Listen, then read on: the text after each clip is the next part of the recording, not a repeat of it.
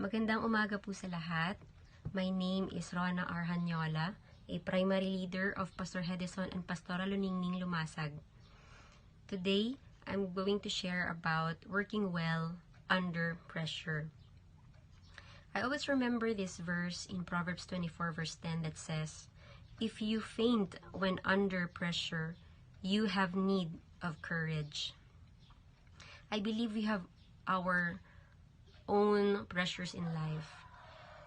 I don't know what kind of pressure you are undergoing right now. Maybe in finances, maybe in health, in deadlines at work, or even relationships. But you know what? In every pressures, we find, number one, pure joy. The Bible says in James chapter 1 verse 2 that we consider it pure joy. But I'm going to read in Message translation from verses 3 to 5. It says there, "You know that under pressure, your faith life is forced into the open and shows its true colors. So don't try to get out of anything prematurely. Let it do its work so you become mature and well-developed, not deficient in any way. If you don't know what you're doing, pray to the Father. He loves to help. You'll get this help and won't be condescended to when you ask for it." So remember, when in pressure, we experience pure joy. And another thing, number 2, purpose.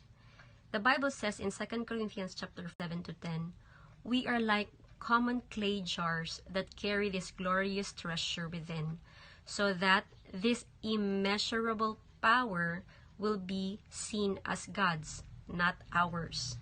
Though we experience every kind of pressure, we are not crushed.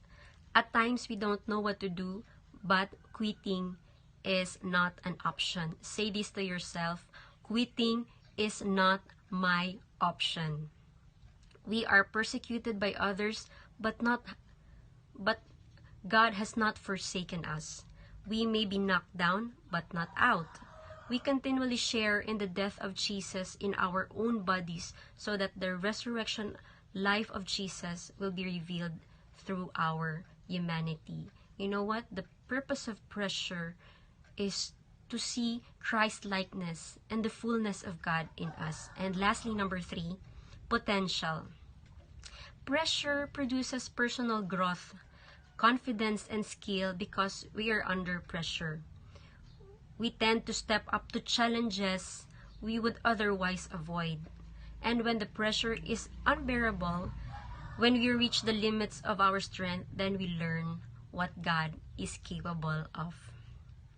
One person in the Bible who underwent pressure was Jesus. But you know what? Even God is in control of our circumstance. Kisa, ginaalaw sang Ginoo nga mag-agi kita sa mga pressures. He doesn't take us out of that pressure because He wants us to experience that fullness of faith. Maybe if we approach pressure with faith instead of fear, it will be an opportunity for our own growth and for a demonstration of God's glory and power. The Lord doesn't always deliver us from our pressures because just like Jesus, God didn't just get him out of that cross. Jesus went through a lot. He bled. He wept with blood of tears. But the purpose of that is it's the fulfillment of the word.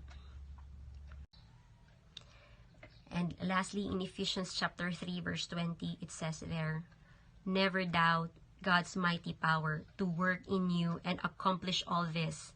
He will achieve infinitely more than your greatest request, your most unbelievable dream, and exceed your wildest imagination. He will outdo them all, for his miraculous power constantly energizes you. How do you respond to pressure? Can you see the spiritual potential pressure in you? Have you experienced God's miraculous rescue in your life? Today, when you are being pressured, consider it pure joy. Consider it that God is fulfilling His purpose in your life, and God is wanting you to reach your maximum potential. God bless everyone. The Lord is with you, mighty warriors.